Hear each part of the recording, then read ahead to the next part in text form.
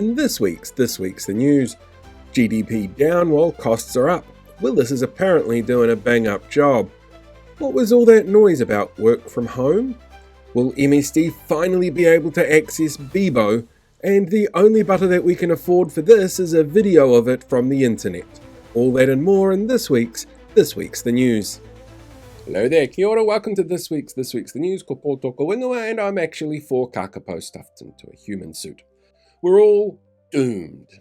Well, that is the latest economic news after it was revealed GDP had shrunk almost 1% in the quarter to June this year.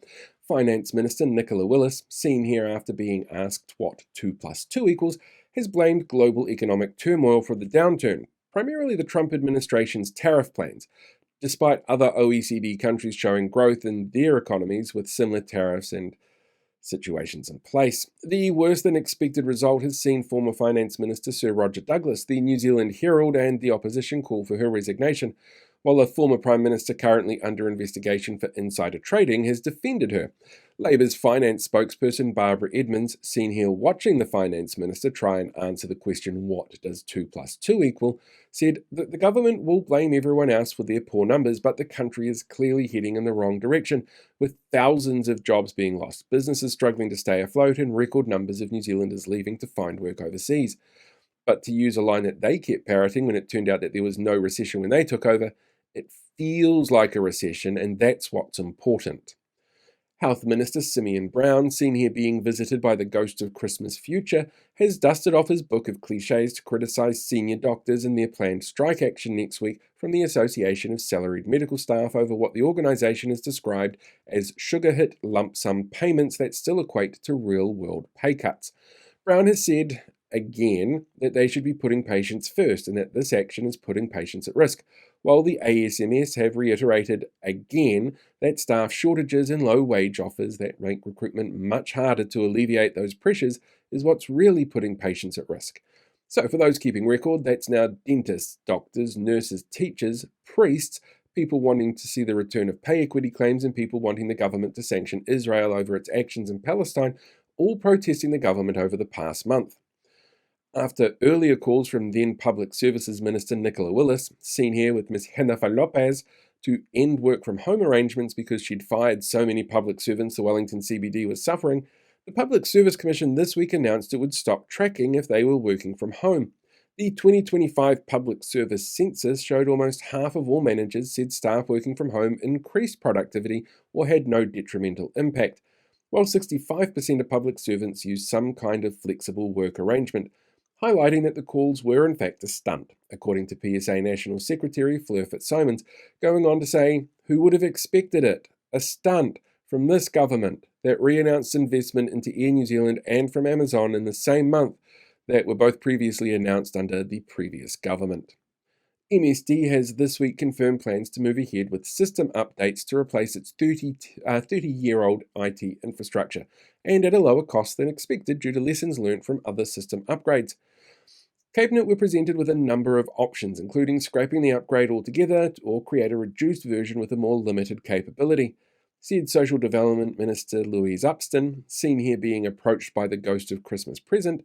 Given our government's priorities and focus on fiscal sustainability, firing 10,000 civil servants and tanking the economy so thousands more get fired, so our MSD systems get put under immense pressure more often, I directed MSD to reassess the future of the program and continue with the one as planned. Food prices continue to increase based on new data from Stats NZ this week, which saw an increase of almost 5% in costs to the 12 months to August, the second consecutive rise in annual prices, driven by higher prices for milk, cheese and butter. According to Stats NZ, milk had gone up 16%, cheese 12%, and butter a whopping 32%. On top of that, rents had also increased 2.1% in the same period. When asked if this shows he has lost his laser focus on the cost of living crisis, Prime Minister Christopher Luxon, seen here in front of a plane because he used to run an airline, don't you know, said, "Look, we never said what kind of laser it was. Turns out it was the giant planet-destroying one from the Death Star." Green MP Benjamin Doyle has this week delivered their valedictory speech, ending the shortest tenure for an MP in 125 years, amidst continued harassment which put their whānau at risk of violence, fueled by the hard right and former Deputy Prime Minister. In the speech, Doyle called Parliament an environment toxic to anyone not a cis white man with a blue shirt and a briefcase, and detailed sacrifices they were forced to make, like missing whānau events, going out in public, and checking the mailbox because of the heightened risk of violence aimed at them. When asked for comment about his role in the situation, New Zealand First leader Winston Peters, seen here spotting the top shelf at the new Parliament bar, said, "There's no evidence that me calling a press conference, repeating and amplifying the unsubstantiated reckons of hateful online Twitter trolls, refusing to meet with Doyle afterwards and continuing to allude to the imaginary issues that I created, had any impact on their safety at all." And finally, US President Donald Trump, seen here being visited by the ghost of Christmas past, has finished his state visit to the United Kingdom this week after days of trolling he didn't realize was happening.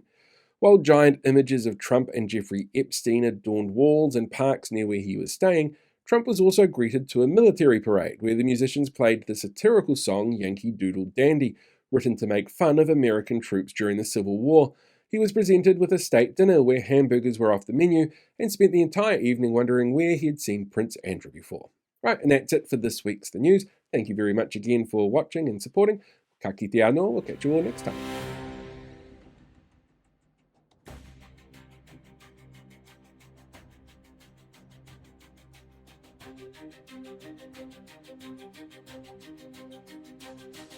Hey, thanks for checking out today's video. Make sure you like, share, subscribe so you get more updates as we go along and deal with these guys for the rest of the year.